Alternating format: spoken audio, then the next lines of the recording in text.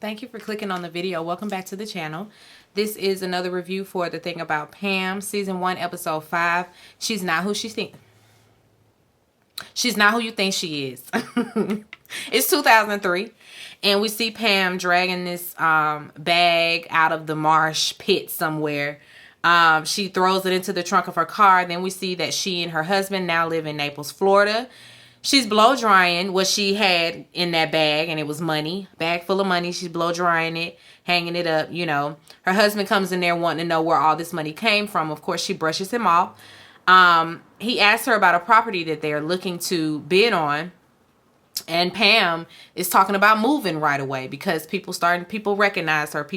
Everybody believes that she is the one that killed Betsy, especially after that Dateline interview. And she says Florida is just too hot. So her husband, of course, doesn't see the hurry. You know, it is what it is. But she wants to get out of there. She wants to go back to Missouri and live at her mom's house. So now here we are in Troy, Missouri in 2016. She's in this pet store trying to scam. She lying to the store clerk, trying to get some cash back on some merchandise she probably didn't buy because she don't have no receipt or none of that. Of course, you know, she's the let me speak to your manager type. And when the lady goes and gets her manager, they sitting over there like, is that Pam? Ain't that the one from the Dateline? Yeah, that is her. And so, won't be getting no cash back today. And so she just stormed out of there anyway. Joel asks this later. He is having a drink with another colleague. He's thinking about running against DA Leah. He says, you know, he got political moves to make. You know, he's trying to reopen the case. He needs all the facts on the case so that he can basically use this whole situation to, run his campaign. Because that's the whole thing for him. It's like, she blew it and I'm the one that can get it done. Pam, she's at the house whining to her son, you know, about everybody recognizing her, and they think that she killed Betsy, and they're watching the game, so they don't even care. But of course she stands there and it's very woe is me. And the minute that they do chime in is she gaslights them. It's just all of her interactions with her husband and son. It's weird. They're scared of her. They're very scared of her. It's obvious. I know that I'm sure that they feel like she killed Betsy too. And they ain't trying to be next, you know, so they just play nice with her and, you know, let her run her mouth and say what she got to say, but she lying. She's definitely lying.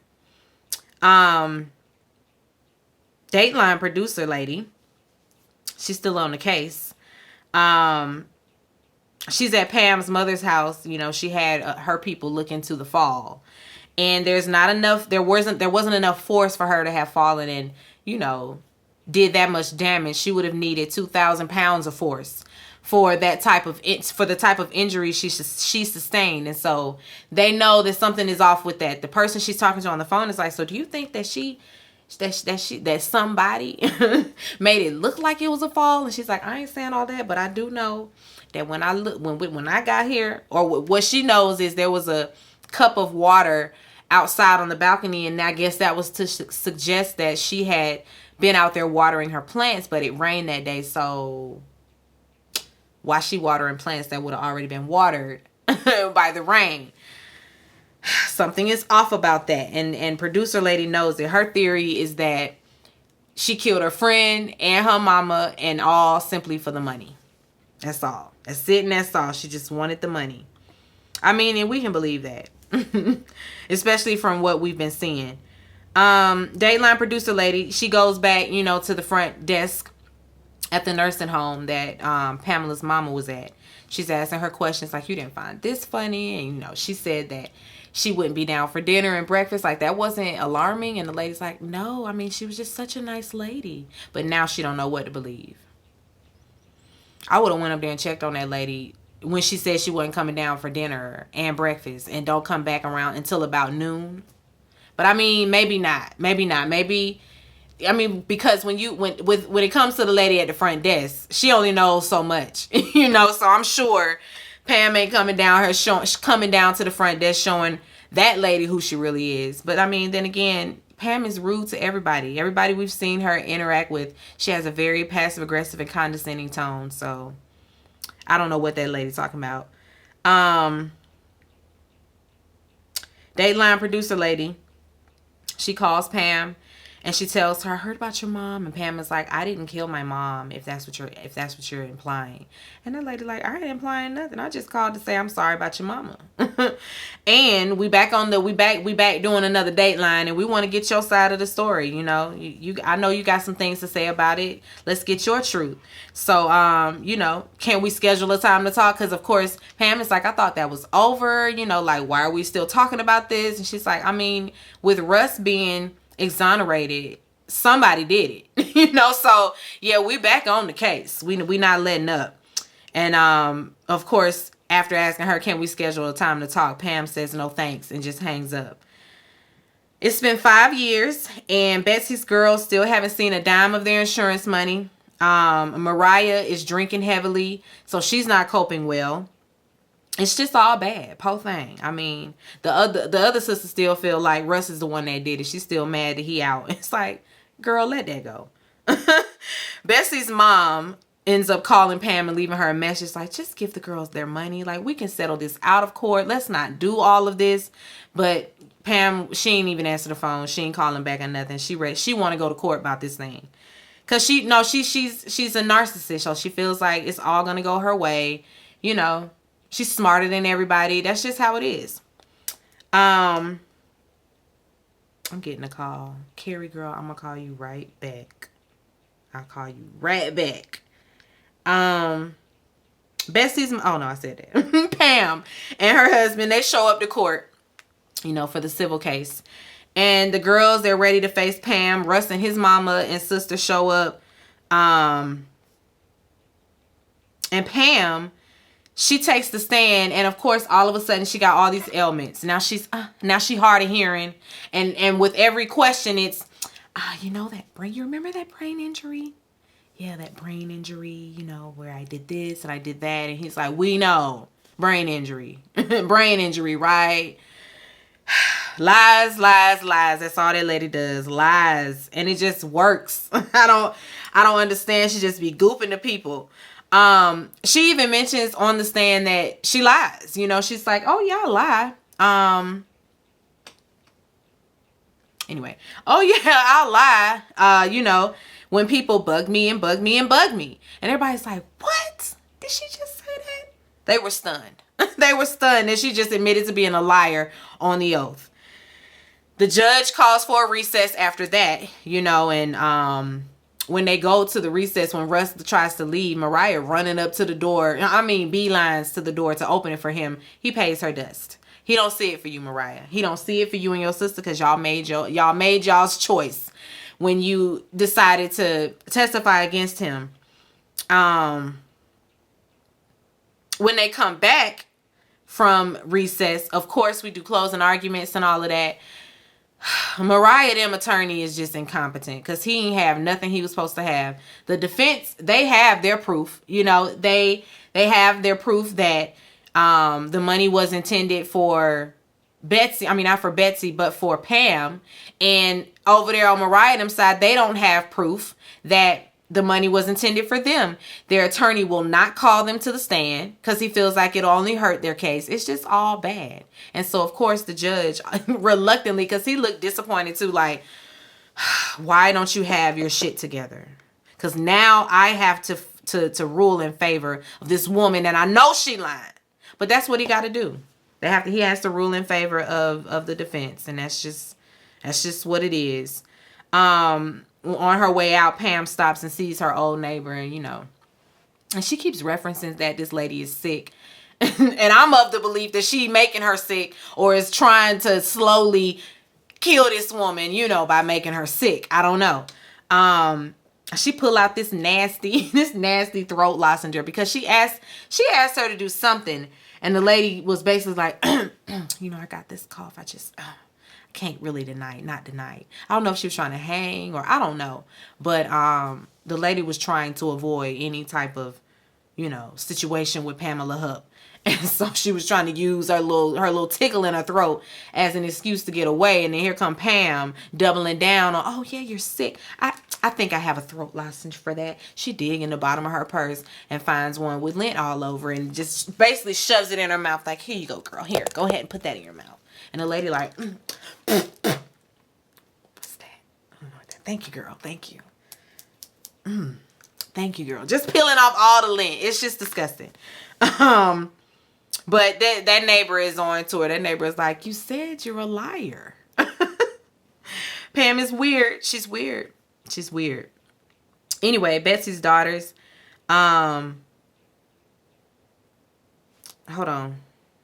I already said all of this. I skipped way ahead without even needing the notes. Go me. That means I'm remembering. Okay.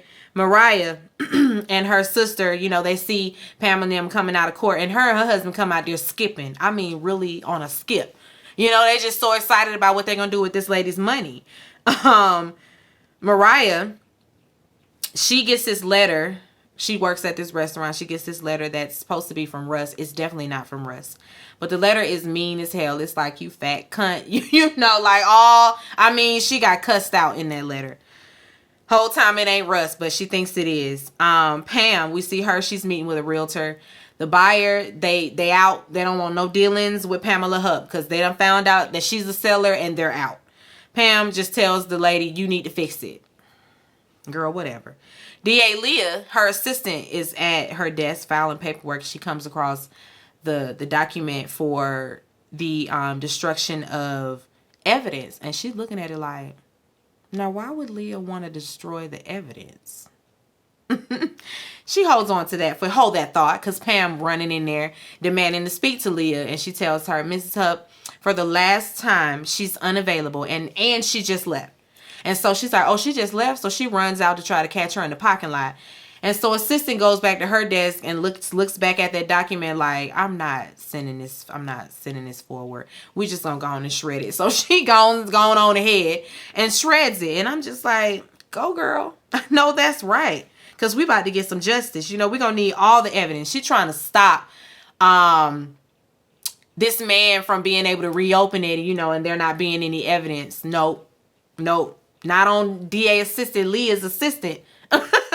Not on assistant's watch, no. Pam, she catches Leah in the parking lot. Leah, it's Pam. Running all slow. Leah, girl, you the only one out here doing all of this. Why do you feel like you need to wave your arms? And why are you so loud? I would have kept walking, got in my car, and headed on out. Because I don't owe you no conversation. Call me on the line. Please. She should have known that Pam running across the parking lot, she was on bullshit. But she stood there and heard her out. Because, of course, Pam is paranoid. You know, everybody knows about this. You're going to have to make this go away. Blah, blah, blah. Leah's just like, oh, it'll just flitter away. Don't even worry about it, sis. And this right here, we can't do it. Because, you know, I'm trying to run again. And, yeah, this going to hurt my campaign. So, yeah, enough of this. You know, stop popping up over here. We're not friends. We're not in cahoots. Yeah, no, she needs to distance herself from her completely. Pam and her family are at dinner. Again, she's the victim. I mean, she going on and on. Mariah and them work at the restaurant that they're at. And so Mariah comes to the table, not realizing that these people are, you know, Pamela Hupp and her family. So now, of course, now she really upset, you know. Pam gets the food to go, and when she brings the food back, she like throws it on the table, slams down the receipt for her to sign, and she's like, Pam! And she doesn't say nothing. She just kind of stands there, you know, with her thoughts, you know, with the wheels turning, trying to get up the courage to confront Pam. Pam just sitting there like, oh, thank you for the service. And gonna leave this, gonna pull out. She pulls out all the money and then starts to count it out one by one. Her mama's money, their money.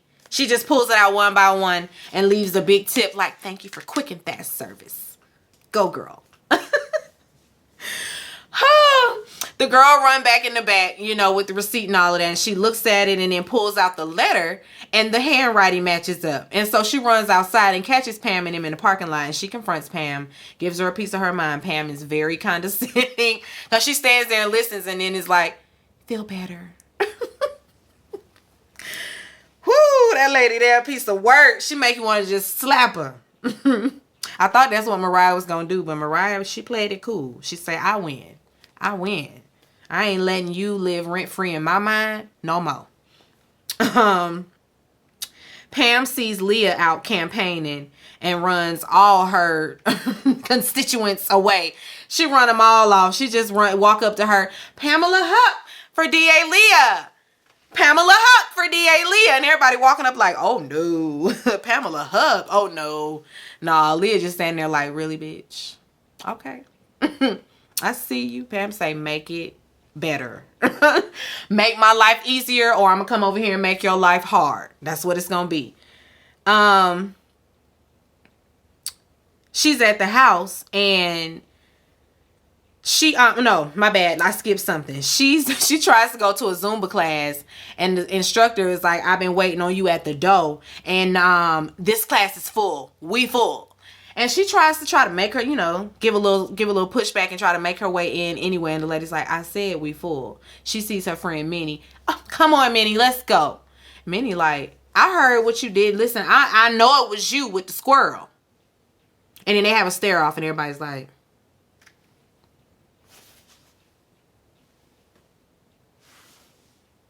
and finally Pamela, you know, can catch a hint and she goes on by her business. Crazy tail self. And she's at home and she sees Mike Wood's campaign commercial, which has her plastered. You know, he's running his campaign off of this lady killed Betsy and DA Leah let her slide. That's his whole campaign. She calls DA Leah, of course, and DA Leah's like, girl, I seen it. I saw it. Yes, that's his campaign strategy. It is what it is. And Pam says, so is this going to be a little flitter? Is this going to flitter away? And she's like, no, actually it's not. Because if he wins, he's going to reopen the case and you're going to be his number one suspect. And Pam says, why should I care? I didn't do anything. And she says, so no, I don't lose. You lose. And she just hang up on her. And proceeds to stack her money because she's stuffing it in these little compartments. Just hiding the money, hoarding this woman's money. It's just terrible. She thinks she got it all figured out. Mariah, she's moving to California. She's out of here. She can't take no more. She's just like, Pam keeps winning. I'm not sitting around to watch it anymore. So she's just going to go on the open road and head to California. She hugs her sister and tells her, be careful and look out for Pam. Minnie, she in the bed and she wake up coughing. You know, she reaching over on her nightstand for a Kleenex. And Pamela is right there to grab said Kleenex and give it to her. And she's like, what you doing here? I'm here to take care of you. You're sick. Silly. Now rest up, drink this. Minnie, girl, you on borrowed time. She finna get rid of that ass and then get your insurance money. Because I feel like that's her game. She done got away with it twice. She is definitely going to try it again with somebody else close to her. And it's going to be Minnie. It's going to be Minnie. Somebody is going to be the catalyst to when this woman gets caught, you know? Because that's usually how it happens. They get away with this stuff a couple of times and then they feel like, I can keep getting away with killing the people around me and just getting the insurance money. I mean, they ain't caught me yet. She gonna go until she get caught. And I know she trying to poison Minnie. That's why she keep telling Minnie she's sick. But that's where it ends out. That's where we end out. She's sitting on the side of Minnie bed, taking care of her. Woo, this show's so good. And Renee is doing such a great job. Anyway, be sure to rate, comment, and subscribe to the channel. It's Call Me Busby, and I'll chat with you later. Peace and light.